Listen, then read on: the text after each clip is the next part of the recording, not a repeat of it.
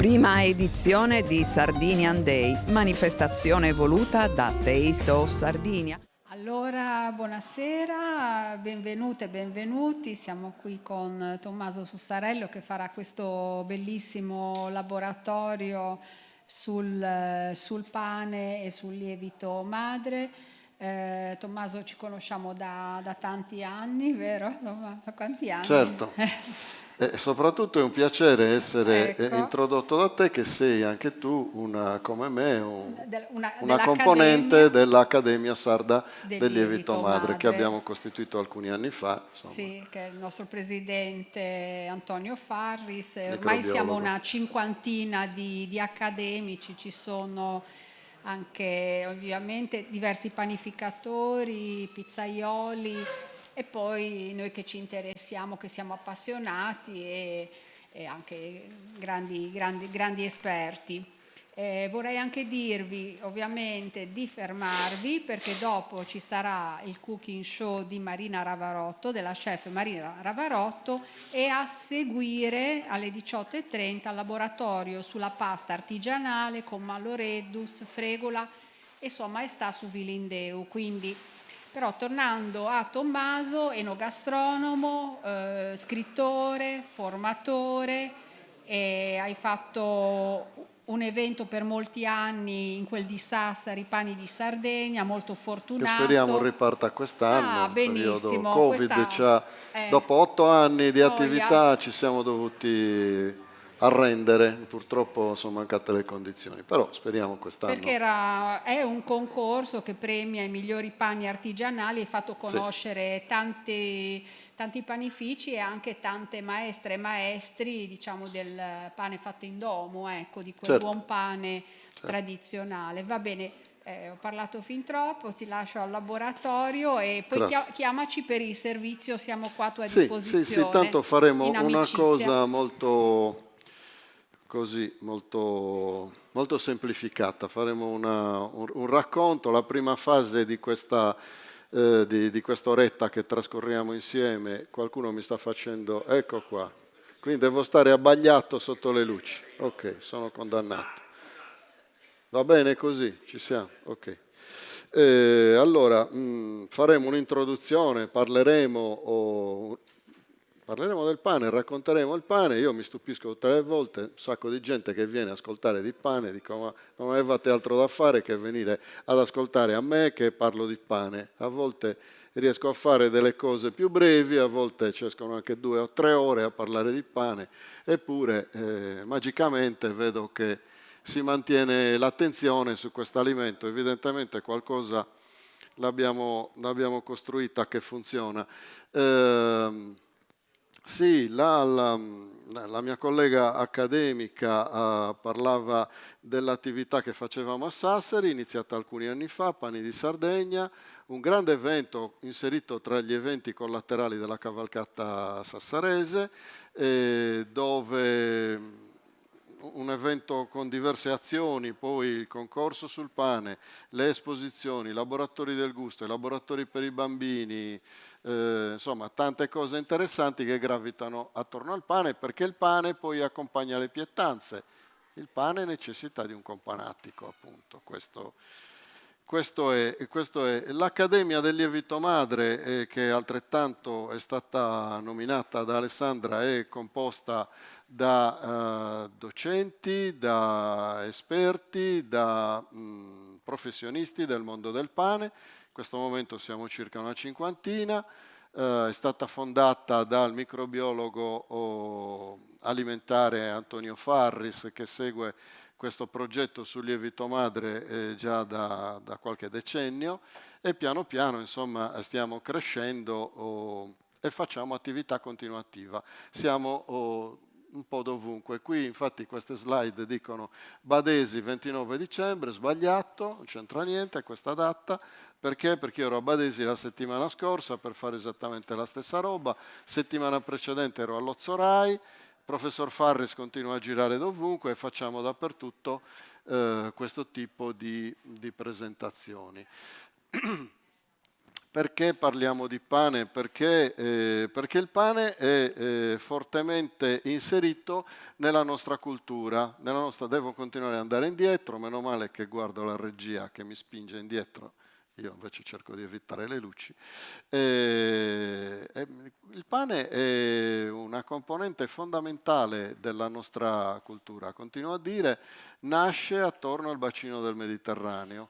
Nasce attorno al bacino del Mediterraneo e nasce a seguire un evento fondamentale nell'evoluzione umana, cioè il passaggio dall'uomo raccoglitore e cacciatore all'uomo agricoltore. C'è stato un momento importante, evidentemente legato in parte alle esperienze, alle scoperte, ma anche sicuramente legato a delle crisi importanti. Le crisi portano sempre a dei momenti di evoluzione e allora il raccoglitore e il cacciatore ha iniziato a diventare stanziale, ha iniziato a coltivare, a immaginare una risorsa alimentare che potesse consentire il proseguo della propria comunità, della propria tribù, della propria famiglia, perché questo è l'agricoltura. C'è una differenza incredibile, l'antropologo, sicuramente Alessandra ci potrebbe raccontare tantissimo,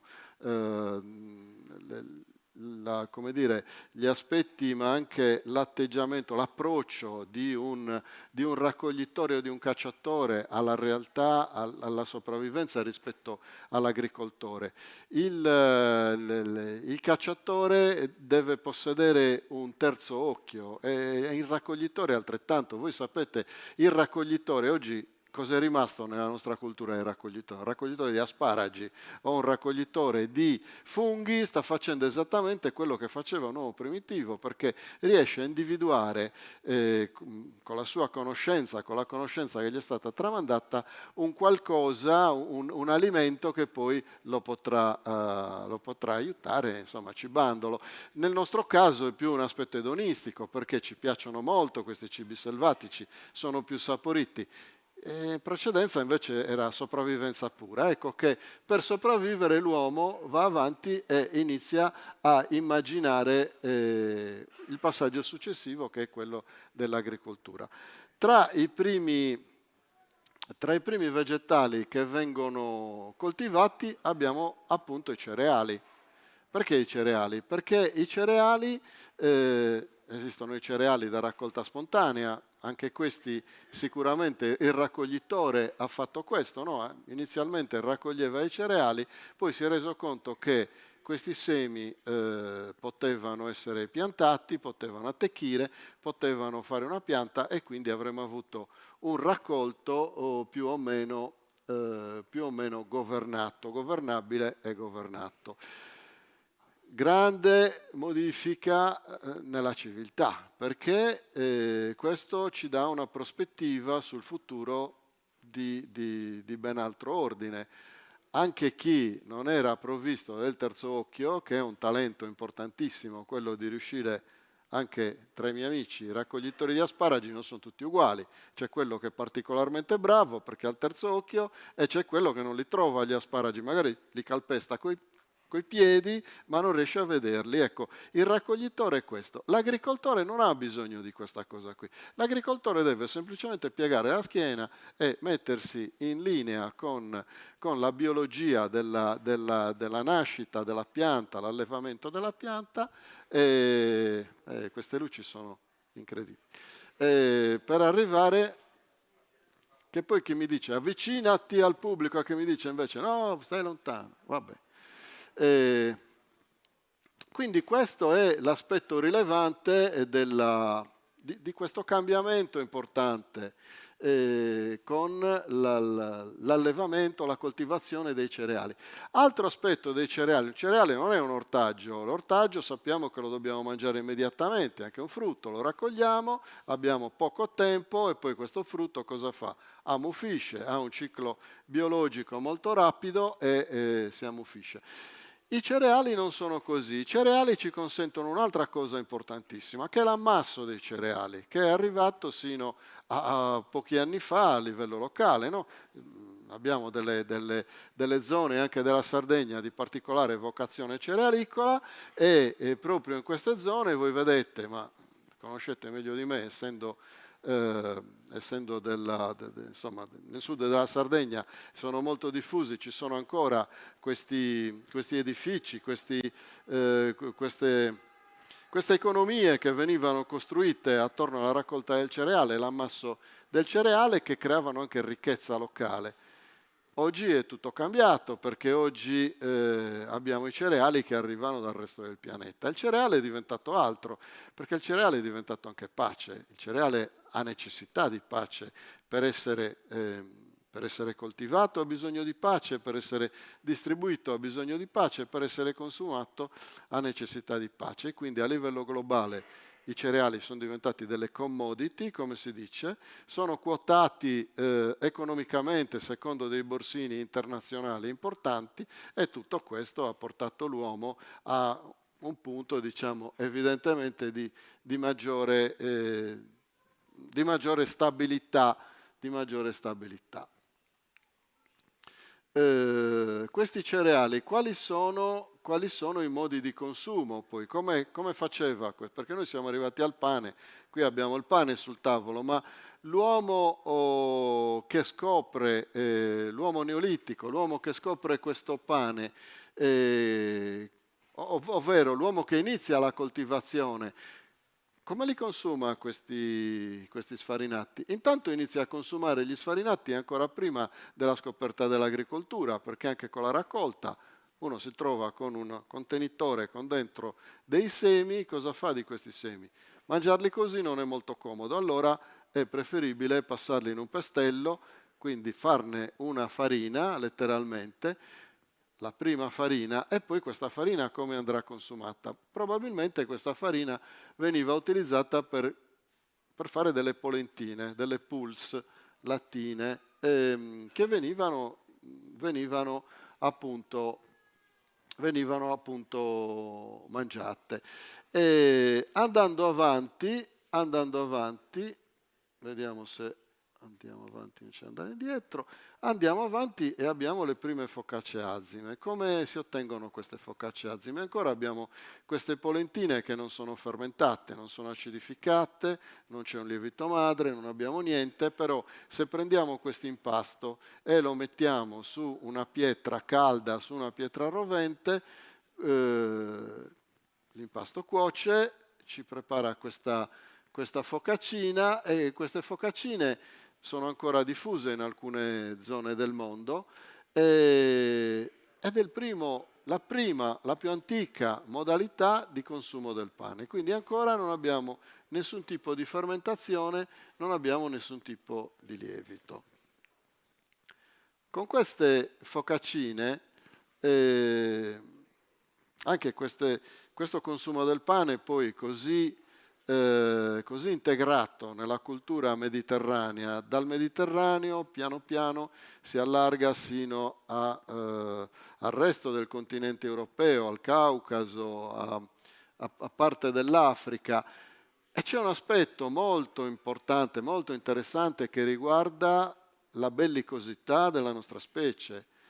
Soprattutto noi, devo dire, particolarmente noi di questa area del mondo, non che gli altri esseri umani lo siano di meno, ma noi lo siamo particolarmente, siamo molto bellicosi, ci piace fare la guerra. E la guerra e il pane viaggiano di pari passo, perché il pane è un fattore di valore, un fattore competitivo molto importante. Tant'è che un esercito che avanza, che può approvvigionarsi dalle retrovie di pane, è un esercito decisamente più competitivo rispetto a quello che si deve fermare per cuocere del cibo e poterlo mangiare. E così facevano appunto gli eserciti romani, che erano uno degli eserciti più strutturati, più importanti e più capaci di portarsi avanti, insomma, e di competere. Poi a un certo punto arriviamo ai pani fermentati, perché,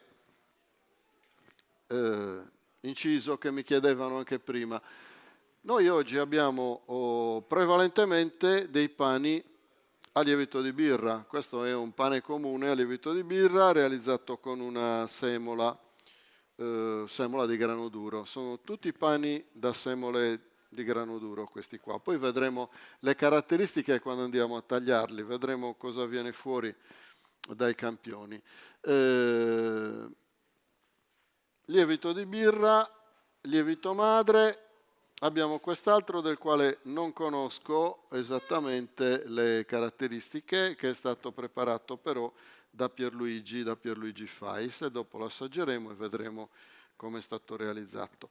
Il pane, in tutta l'evoluzione umana, sino ad alcuni decenni fa, è stato sempre e in ogni caso realizzato con lievito madre, perché il lievito di birra è stato selezionato piuttosto di recente, è stato come dire, è un acceleratore di processo per il panificatore, perché attraverso l'utilizzo del lievito di birra abbiamo che quella famosa focaccina azima si gonfia molto rapidamente, sapete che il tempo è denaro e quindi c'è una convenienza e c'è il motivo per il quale un pane di questo tipo può costare 4 euro, mentre un pane importante costa anche 8 euro al chilo, ed è giusto che costi 8 euro al chilo. La modernità come dire, ha alleggerito molto i processi, ha reso le cose più economiche, più disponibili per tutti. Il cibo oggi è molto disponibile per tutti, ma la qualità del cibo, l'alta qualità del cibo non è affatto disponibile per tutti. Questa è un'alta qualità di cibo, questa è una bassa qualità di cibo, e poi vedremo anche i motivi per i quali faccio questa affermazione.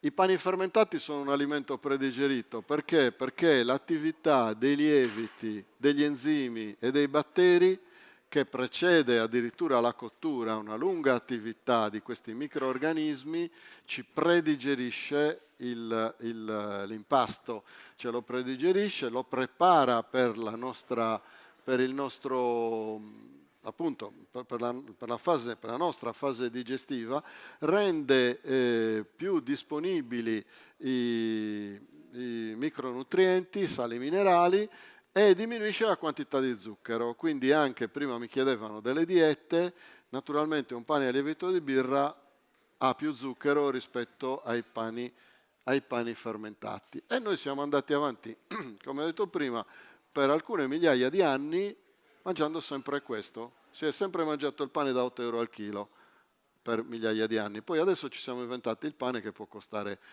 io ne ho visto anche a 2,90 euro, anche a 2,90 euro al chilo, evidentemente.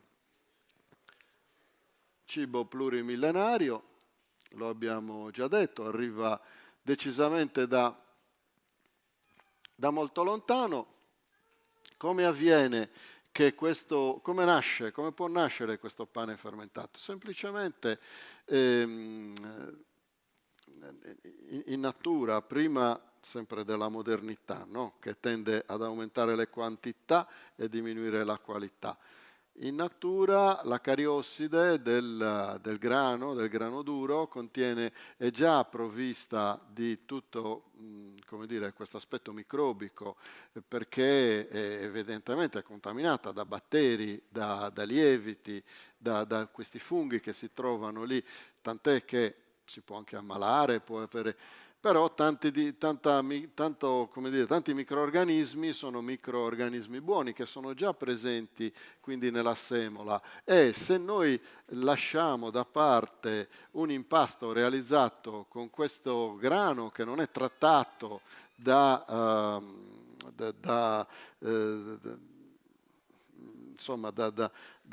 medicamenti che oggi vengono utilizzati particolarmente, no? per garantirne la qualità, ecco che quell'impasto, quella semola, produce un impasto che tende a fermentare. Cos'è la fermentazione? Non è altro che l'azione di tutta quella microbiologia della quale abbiamo detto prima, no? Che si innesta e innesca questa acidificazione della massa, questa prima trasformazione della massa. Quindi come abbiamo detto, per migliaia di anni tutto è avvenuto in maniera molto spontanea. Oggi qualcuno di voi fa il pane, già mi stava chiedendo delle indicazioni. Vi dico che per utilizzare il lievito madre è bene, devo stringere, non ci abbiamo tempo, addirittura 20 minuti sono qui, devo correre. Mi avete fatto partire tardi, adesso non me ne vado, rimango qui sino all'ultimo. Allora, cerchiamo di stringere. Però adesso mi hai fatto perdere il filo. Cosa vi stavo dicendo? Vi stavo dicendo che lievito madre dovete cercare di utilizzare, se possibile, almeno delle semole biologiche, perché se le semole sono come dire, condizionate da fitofarmaci o da altro, c'è la grossissima possibilità che non si inneschi neanche la fermentazione. Questa è un'attività, un esperimento che ho fatto più volte ed effettivamente così avviene. Anche se avete anche sulla pasta, fate questo, se avete delle paste realizzate da piccoli pastifici locali, con semole locali, fate attenzione che con ogni probabilità avrete contaminazione da farfalline dentro la cucina. Perché? Perché le farfalline stupide non sono. Se possono scegliere la pasta Barilla, la lasciano a noi, dicono, ma mangiatevela voi la pasta Barilla, noi ci mangiamo la pasta buona. Magicamente viene aggredita la migliore semola perché è viva, perché fa parte di un processo biologico riconosciuto anche da queste specie. Abbiamo già detto del pane e grano duro e le civiltà mediterranee, il rapporto tra il pane e il cristianesimo e i pani cerimoniali. La Sardegna è speciale, veramente speciale da questo punto di vista, perché il pane in tutto il Mediterraneo è sempre stato legato ai riti della fertilità, al ciclo della vita, dal pane degli sposi sino al pane delle nascite, le pani delle ricorrenze e sino al pane dei morti. Questo era probabilmente diffuso un po' dovunque. Noi in Sardegna siamo ricchissimi perché abbiamo ancora oggi questa tradizione residuale che non dobbiamo fare sparire perché fa la differenza, e se dobbiamo presentarci o presentare la nostra cultura, secondo me è meglio presentare questo che andare in giro a fare balletti un po' arrangiati. Dei pani che hanno una funzione prebiotica abbiamo parzialmente parlato prima. Cosa significa che sono prebiotici? Questi pani a lievito madre, soprattutto i pani a lievito madre da semola integrale. Il prebiotico è quel cibo che crea le condizioni che precedono la buona salute del nostro microbiota.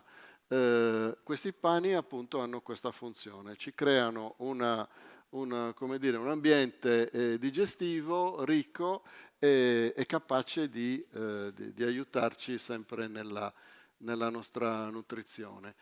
Questo è dovuto alla presenza, appunto, abbiamo detto prima, di enzimi, batteri e funghi che, a differenza del pane a lievito di birra, il pane a lievito di birra non è altro che una specie di spugna gonfiata. C'è gonfiato, c'è solo il lievito di birra dentro, mentre negli altri pani abbiamo proprio un'attività molto importante di trasformazione della massa. Io nella associazione che vi ho menzionato prima, l'Accademia Sarda del Lievito Madre, mi occupo particolarmente dell'aspetto gastronomico, mentre altri colleghi si occupano della parte microbiologica. Io posso dire anche degli strafalcioni, sono giustificato. Loro non sono giustificati perché insegnano all'università. Io mi occupo della parte enogastronomica e quindi del capire, del pensare il pane all'interno della costruzione della pietanza, e in particolare in Sardegna noi abbiamo ancora una fortissima cultura di utilizzo dei pani, abbiamo tanti piatti, tante pietanze a base di pane in Sardegna. Avete il mazzamurru qui nel Campidano, in Gallura c'è la zuppa gallurese, il pane frattau, ma tante zuppe realizzate con pani ed erbe sono diffuse pressoché ovunque. Ce n'è una particolare, devo stringere ancora, ce n'è una, provo a parlare con una velocità doppia. Non ho capito. Purtroppo abbiamo iniziato in ritardo. Datemi un time out, cosa devo fare? Anche noi abbiamo delle aspettative, non possiamo. Non li possiamo mandare via i nostri amici. Quindi nel mio caso la zuppa che preferisco in assoluto è quella di pane, formaggio e finocchietti, che magari conoscete anche voi. Abbiamo delle cose specialissime come il pane zicchi di Bonorva, che qualcuno di voi forse conosce, che è un pane che viene utilizzato come la pasta. Queste cose in giro per il mondo non esistono. Letteralmente una varietà, un'espressione culturale così vasta attorno al pane non esiste da nessun'altra parte se non in Sardegna, anche se guardate un po' in giro in letteratura o provate a documentarvi, altre regioni d'Italia non riescono a esprimersi in questo modo. Perché si fa l'analisi sensoriale? Adesso facciamo l'analisi sensoriale e chiedo ai miei colleghi che mi aiutino. C'è un vantaggio per il consumatore, che il primo vantaggio è quello sicuramente edonistico, perché possiamo dire ai nostri amici, no, io conosco il pane a lievito madre, guarda, si assaggia così, sono più togo perché sta cosa so fare, ma posso anche sceglierlo il pane, non mi faccio fregare. Allora vediamo se assaggiando questi pani voi avrete questa dimensione. I vantaggi per il produttore sono quelli che se ho una linea da realizzare devo essere in grado di standardizzarla, quindi assaggiare un campione oggi, domani, dopodomani, tra una settimana deve essere sempre uguale a se stesso, il produttore questo deve fare e quindi serve a questo l'analisi sensoriale, l'assaggio. E poi adesso ci vediamo come funziona l'assaggio. Io mi bevo un bicchiere di acqua. Tommaso, Sì, qualche domanda, via. se mi danno volume, vorrei farti una domanda per chi è appassionato, me la sono scritta, aspetta un attimo.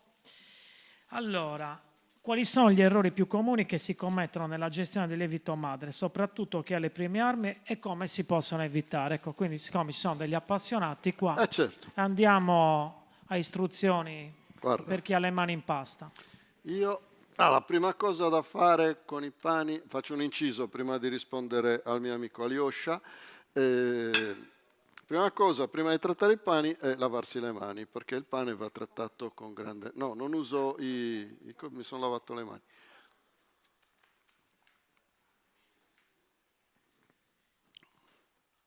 Allora, rispondo qual è l'errore. C'è un errore che commettiamo in tanti, ci metto dentro anch'io, perché lo commetto anch'io, arrendermi.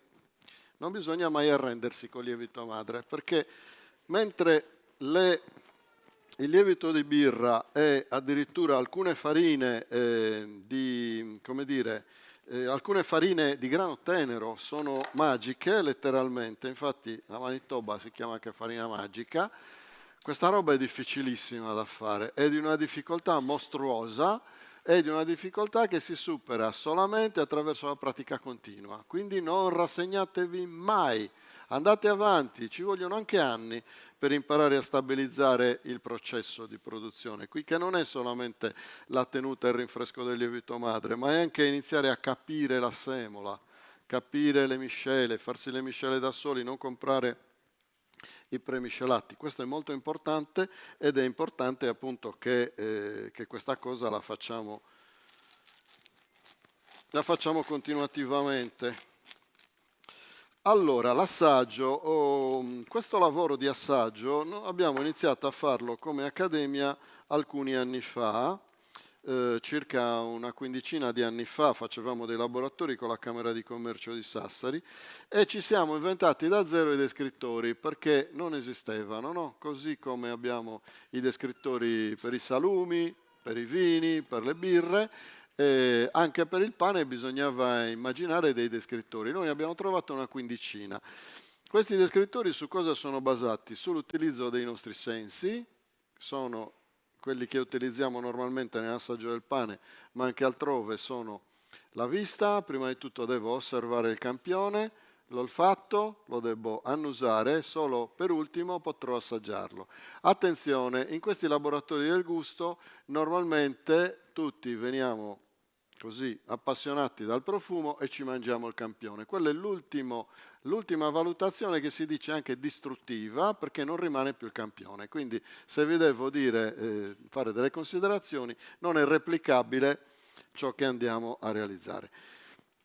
L'aspetto visivo lo facciamo sulla forma intera, Quindi osserviamo la mollica, di questa mollica noi vediamo la dimensione e la distribuzione degli alveoli, che deve essere più o meno omogenea. Quindi qui vedete, questo è un campione che io ho portato da Ploaghe, ok? Questo è il campione invece che abbiamo preso qui a Cagliari. Sono, come dicevamo prima, dei pani di semola di grano duro. La semola di grano duro è difficile da lavorare perché ha poco glutine rispetto alla farina di grano tenero, quindi ci darà dei pani presumibilmente un pochino pesanti. Le osservazioni non si limitano solamente alla mollica, ma sono anche sulla crosta. La crosta che è differente, il fondo e la superficie. Quindi sulla scheda di valutazione noi abbiamo tutti quanti questi bei passaggi qua. Qui notate già la differenza di punto di colore. C'è una semola che ha un punto di giallo maggiore e una semola invece che rimane più chiara. Questa col punto di giallo maggiore vi posso dire che questa è una storia molto particolare, questo pane, perché questo pane in realtà viene realizzato da un contadino che campa assolutamente, esclusivamente facendo solo vendita di pane.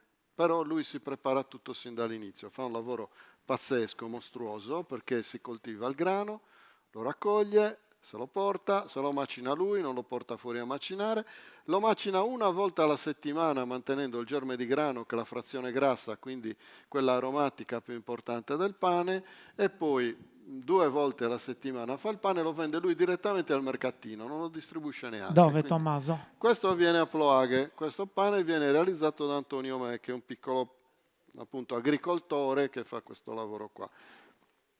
Quest'altro pane invece abbiamo detto che viene realizzato, aiutatemi, da Pierluigi Fais, giusto? Sì, credo di sì, non me lo dice nessuno, ma ho capito che è così. E infine abbiamo l'ultimo campione, questo qua.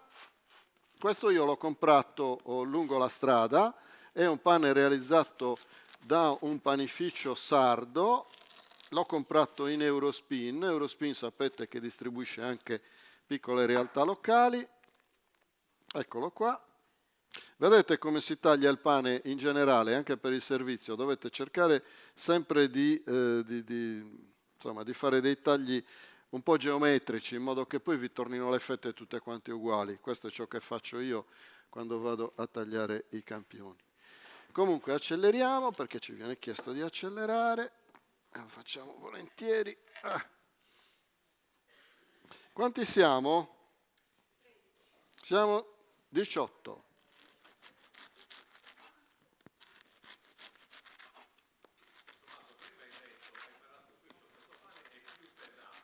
Sì. Ecco, questo più pesante si riferiva alla pesantezza in peso reale o in quanto a digeribilità?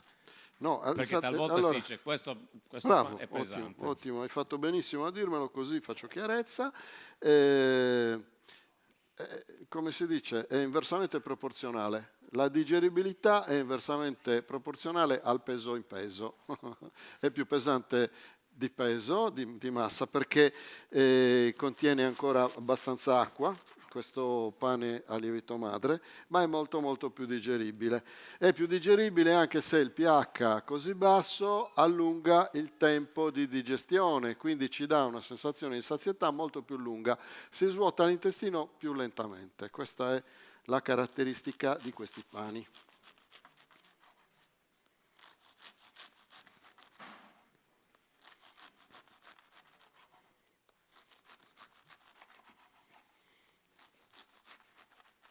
Allora, guarda, io faccio così voi iniziate già ad allestire i piattini e io posso proseguire col prossimo campione da tagliare.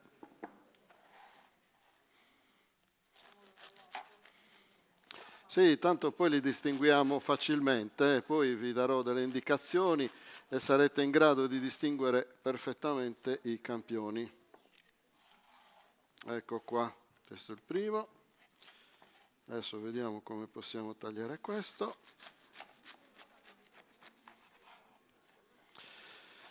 Una precauzione, questi sono pani a mollica, quindi contengono una buona parte di umidità. Al ristorante, quando vi portano il pane a mollica col pane Carasau nello stesso contenitore, lamentatevi e ditegli che così si rovina il pane Carasau, infatti perde la croccantezza. Il pane Carasau è stato biscottato, quindi ha una seconda cottura che serve appunto per estrarre tutta l'umidità, e se noi ci mettiamo vicino al pane umido abbiamo, come dire, rovinato ciò che era la nostra aspettativa.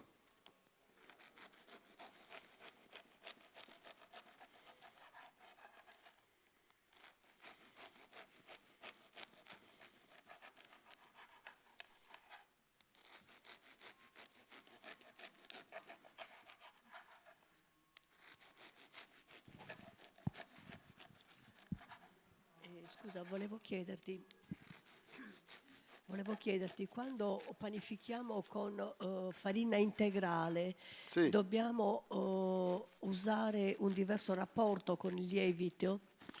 Aspetti, provi a ripetere. Quando? Quando usiamo la farina integrale, Sì. la cosiddetta integrale, cioè la farina da grano intero, Sì. dobbiamo usare un altro rapporto con la misura del lievito? Con la quantità del lievito? Allora, il lievito madre è estremamente variabile come quantità. Mediamente si utilizza una quantità che viaggia tra il 20 e il 25%, è tanto, è tantissimo, non è come il lievito di birra. Però tutto questo viene fatto in maniera sperimentale, nel senso è per questo che bisogna avere la mano. Ognuno di noi ha la propria mano, ce ne sono alcuni che fanno un pane ottimo al 20%, altri che devono mettere il 25%, altri che tirano fuori delle alchimie loro, delle miscele, magari utilizzano in parte un granito rimacinato per avere maggiore finezza, qualcuno ci mette anche un pochino di grano tenero per aumentare il livello di glutine. E poi c'è la gestione, perché il lievito madre, attenzione, è vivo e a seconda della temperatura e della quantità di ossigeno ha la tendenza a riprodursi più rapidamente o più lentamente. Quindi se mettiamo l'impasto in frigorifero, naturalmente stiamo rallentando questa attività. Voglio dire, sono tantissimi i fattori che è difficile riassumere così rapidamente.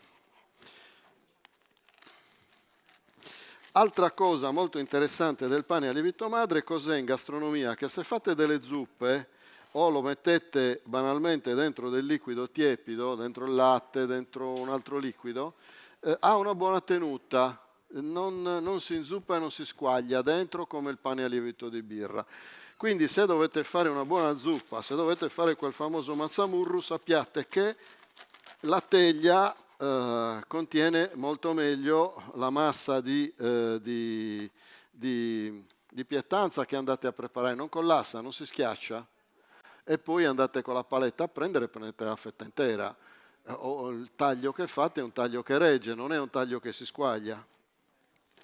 Quindi questo è un altro dei motivi per i quali utilizzare il pane a lievito madre. Scusa Tommaso, ne approfitto, Sì. ma ti faccio un'altra domanda, visto Sì. che lavori con l'Accademia, quindi c'è un lavoro Sì. di catalogo, di studio sulle zone della Sardegna. Quanti sono i pani a lievito madre che avete individuato nelle varie zone storiche della Sardegna? Sì. Allora, il lavoro che si fa soprattutto, che fa l'Accademia, è quello di gestire appunto la catalogazione. All'Università di Sassari è custodita la collezione. Questa collezione continua a crescere di anno in anno, perché si raccolgono sempre altri lieviti madre, perché poi sono tutti diversi. A seconda della zona di origine ci può essere un microrganismo in quantità maggiore, inferiore. Sì, questo è pronto, si può utilizzare. Sì, poi troverete i campioni, possono essere più grandi o più piccoli, ma avrete pena per me, perché devo fare in fretta.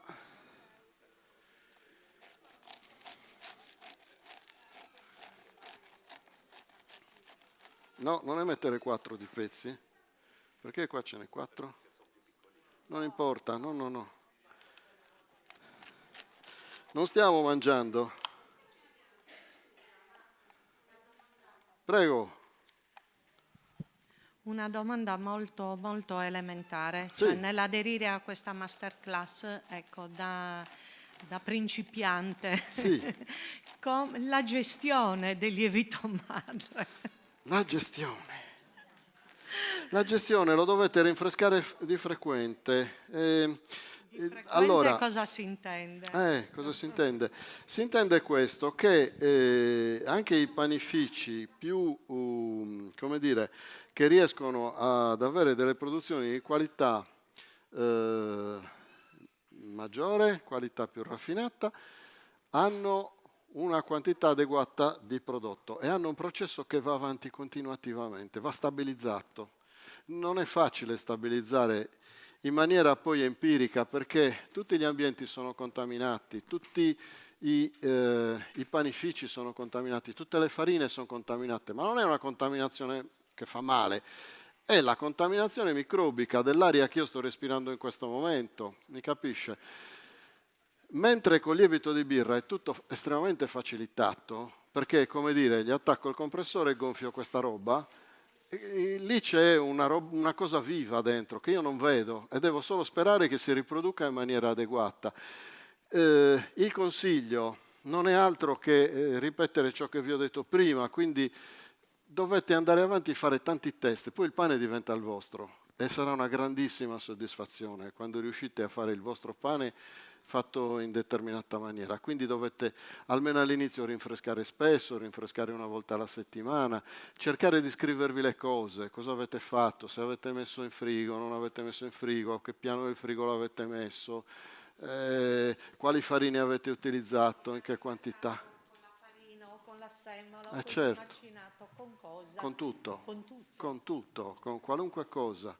Lo starter può nascere dal farro, può nascere dal grano duro, può nascere dal grano tenero, ma sempre dei prodotti biologici o prodotti locali che abbiano un tasso di, non di contaminazione, al contrario, che abbiano un tasso di medicazione più basso possibile, perché queste semole che arrivano dal di fuori, voi sappiate che è alimento, cioè una semola è alimento non solo per noi, ma è alimento per tutto l'aspetto microbico, quindi se non vengono attaccate mettetevi il problema, se non si rovinano. Io le semole migliori, ecco, questo è un altro invece consiglio che vi posso dare, mettetela in frigorifero. Io la semola la conservo in frigorifero, non la lascio nello scaffale, proprio perché mantenga fragranza e perché so che le semole realizzate in piccole macine a pietra hanno tendenza a rovinarsi prima. Perché? Perché non sono protette e quindi ovviamente hanno questa tendenza qua. Bene, dobbiamo iniziare ad assaggiare, dobbiamo accelerare. Bam, bam, bam. Sì, lo riconosciamo. Esatto, sì. Adesso lo assaggiamo. Veloce. Quindi dobbiamo osservare, la prima cosa, osserviamo, abbiamo già osservato il piatto della fetta, adesso osserviamo invece il campione che andiamo ad assaggiare. Ce n'è uno che è il più chiaro di tutti. Quello più chiaro di tutti è questo qua, il primo che vi ho portato. Gli altri hanno un gradiente che diventa leggermente più scuro e poi c'è quello invece che è decisamente più scuro che è da semola semi-integrale. Quindi riconoscete tutti i campioni. Nell'assaggio iniziamo dal campione più semplice, che è il primo, quello che vi ho detto. Quindi lo annusiamo. Noto che non ci sono difetti evidenti. Il primo difetto. Perché stai mangiando? Mi hai tradito, Giusy, proprio tu. Ne vuoi un altro uguale? No, è già andato. Allora, adesso dovete fare una cosa molto simpatica col primo campione. Date un mozzico. Allora, non ha difetti. Il difetto qual è su questi? Residuo di lievito di birra. È un odore sgradevole. Qui non c'è l'odore sgradevole, quindi non ha difetti. Ora lo mettiamo in bocca un pezzo, lo mastichiamo molto a lungo, almeno 20-25 volte. 25 volte, prima di deglutire. Ovviamente. È piatto. Esatto. Gli altri sono decisamente più complessi. Cosa succede mentre masticate questo? Succede a un certo punto che vi esplode una dolcezza in bocca, improvvisamente sentite questa sensazione dolce. Questi sono... certo. Con Roberto ci conosci. Certo, certo. No, ma magari con Roberto possiamo andare avanti e approfondire anche maggiormente, però. Quindi cosa succede? Molti zuccheri residui, gli enzimi che abbiamo in bocca iniziano a spacchettare gli amidi che sono ancora... e questa sensazione dolce ci esplode incredibilmente in bocca. Vediamo altro aspetto, un'altra cosa che vi faccio fare. Non avete più il campione, guardate un attimo cosa faccio. Io lo schiaccio per vedere le caratteristiche meccaniche. Questo pane rimane incollato. Prendo invece quello fatto dall'amico contadino, lo schiaccio, lo mollo e questo pane ritorna. È gommoso, però questa è la sua struttura, è quella struttura che ci fa tenere molto bene l'immersione nel liquido. Anche questa è un'osservazione tattile che potete fare, quindi schiacciatelo, vedete se si appiccica la mollica o meno. Il secondo campione andiamo ad annusare, ha un profumo fantastico, molto complesso, mi fa immaginare una certa acidità e quindi mi fa immaginare anche un pane realizzato con lievito madre. Proviamo ad assaggiarne un pezzo. Non è male il secondo. No, ottimo. Pulitissimo. Questa sensazione acida man mano diventa più evidente in bocca.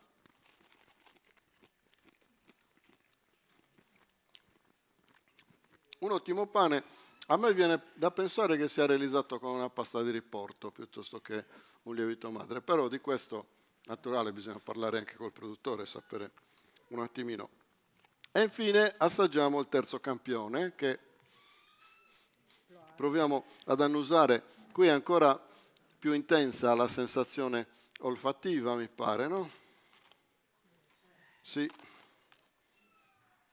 Sì, ha una sensazione olfattiva ancora più intensa, più complessa probabilmente, ma è dovuta anche alla presenza della...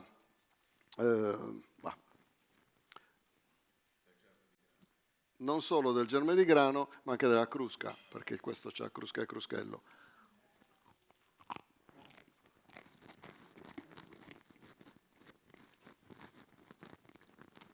Anche questo è un ottimo prodotto. Ora, anche con i pani... Perché l'ultimo è più difficile da masticare? Perché l'ultimo è più difficile, più duro da masticare?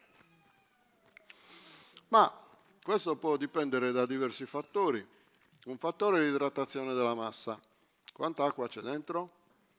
Questi sono pani che viaggiano attorno al 60-70% di acqua. Però uno potrebbe averne un po' di più, uno potrebbe averne un po' di meno. La fermentazione. Una fermentazione importante genera una proteolisi, quindi le proteine sono loro a generare l'aggregazione, non più il glutine, e più è forte questa proteolisi, più è robusta la maglia che si viene a creare e questo pane insomma più è coriaceo. Pane di questo genere come quest'ultimo è già così saporoso di suo che noi lo possiamo assaggiare semplicemente con una fetta di lardo bianco, ci siamo, piuttosto che con dell'ottimo olio extravergine di oliva. I pani più semplici come questi invece li abbinerei meglio a una mortadella, perché hanno bisogno che dall'altra parte ci sia un'articolazione del gusto più complessa. Se avete qualche domanda fatemela, se poi recuperiamo un altro paio d'ore io continuo così. Riguardo ai tempi di lievitazione, perché c'è sta moda di fare ormai questi tempi estremamente lunghi per la lievitazione, più Sì. tempo. Volevo capire, c'è un tempo ideale, standard, in cui possiamo dire... Tempo, temperatura, quantità di ossigeno. Questi sono i fattori da bilanciare. Io posso fare la fermentazione a temperatura ambiente, avrò un risultato che agisce su alcuni batteri, perché alcuni lavorano in un certo clima di ossigenazione e di temperatura, altri ad altri. Quindi in frigorifero io lo posso far maturare anche in 24 ore l'impasto e me lo preparo molto bene, viene un bellissimo impasto. Fuori dal frigorifero mi bastano 5-6 ore, dipende dalla temperatura, appunto dall'ossigenazione, da come è stato realizzato, dipende dall'acqua. Anche qui l'acqua per i pani a lievito madre usate quella in bottiglia, che non ci sia cloro dentro, perché anche il cloro ha un'azione antibatterica. Antibatterica naturalmente, i batteri buoni, perché antibatterica ammazza tutti, ci passa uno e l'altro. E quindi la maturazione non avviene correttamente. Posso fare un'ultima considerazione? Un attimo Roberto, microfono. Ecco, no, allora un'altra differenza che ho sentito fra i due pani a lievito madre, oltre alla consistenza e all'aspetto, è anche sull'acidità, nel senso che il primo campione, quello più chiaro, tendeva a essere più acido rispetto al campione invece quello più giallino. Sì. Questo probabilmente è legato anche al tipo di madre che hanno utilizzato Al processo, o al processo di lavorazione. Secondo me al processo, io credo, ma non lo so, che qui le produzioni siano più basse, più piccole, quindi una produzione più bassa ti dà anche, come dire, anche tu produttore sei costretto ad aggiustare l'errore in maniera più importante. Quando invece hai stabilizzato, che fai diversi quintali di prodotto, quello esce e viaggia per conto suo. Questa è una cosa molto importante con questi pani a fermentazione acida. Bruno ci sta per cacciare? No. C'è la rotazione. Grazie di esserci stati. Ultima domanda, scusa, perdonami. Ultima domanda. Volevo sapere se il lievito madre lo possiamo realizzare noi ex novo partendo. Il lievito madre si può realizzare ex novo a casa da soli, Sì. oppure ce lo dobbiamo procurare? No. Se lo realizzate a casa avete iniziato la magia da zero. È la cosa migliore da fare. Per il lievito madre, per farlo a casa, segnatevi una settimana dell'anno che è quella attorno al 24 di giugno. Non è una cosa solo magica, ma è il fatto che in quel periodo dell'anno c'è una tale infatti se notate in quel periodo dell'anno la frutta si rovina prima, perché c'è una tale densità microbica in giro che facilita moltissimo questa attività qua. Ricordatevi, le semole, sempre semole biologiche, l'acqua, acqua in bottiglia, non acqua di rubinetto.